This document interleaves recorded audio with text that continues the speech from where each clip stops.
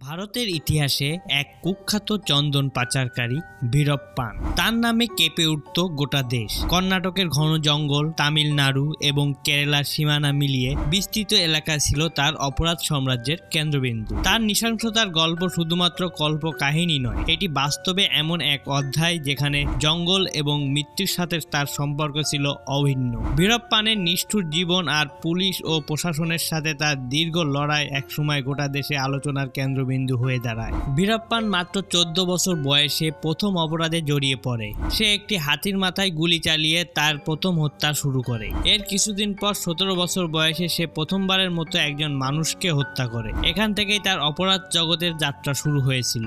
চন্দন কাঠ এবং হাতির দাঁতের পাচার ছিল তার মূল ব্যবসা। শৈশব থেকেই জঙ্গলে বেড়ে ওঠার কারণে জঙ্গল তার কাছে ছিল যেন নিজের বাড়ি। সে জঙ্গলের প্রতিটা অংশ সম্পর্কে এতটাই জানা ছিল যে যেখানে সাধারণ মানুষের ঘন্টার পর ঘন্টা লেগে যেত, কিন্তু সেখানে বীরপ্পান কিছু মুহূর্তের মধ্যে পৌঁছে যেত।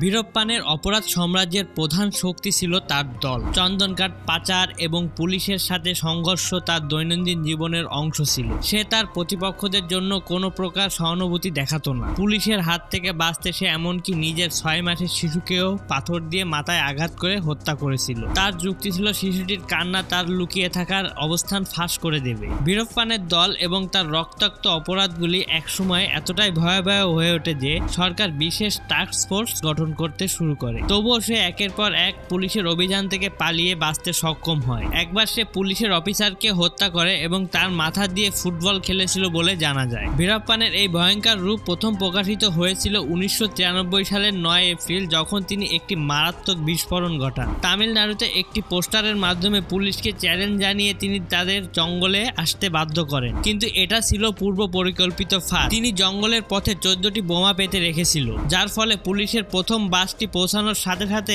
একটি বিশাল বিস্ফোরণ ঘটে। সেখানে 20 জন পুলিশ অফিসার প্রাণ হারান এবং আরো 20 জন গুরুতর আহত হন। বিস্ফোরণের তীব্রতা এতটাই বেশি ছিল যে মৃতদের ছিন্নভিন্ন দেহ বহু দূর পর্যন্ত ছিটকে গিয়েছিল। পুলিশের কঠোর পদক্ষেপের কারণে গ্রামবাসীরা বীরপ্পানের প্রতি সহানুভূতিশীল হয়ে ওঠে। বীরপ্পান তাদের টাকা পয়সা দিত এবং তাদের সমর্থন আদায় করত।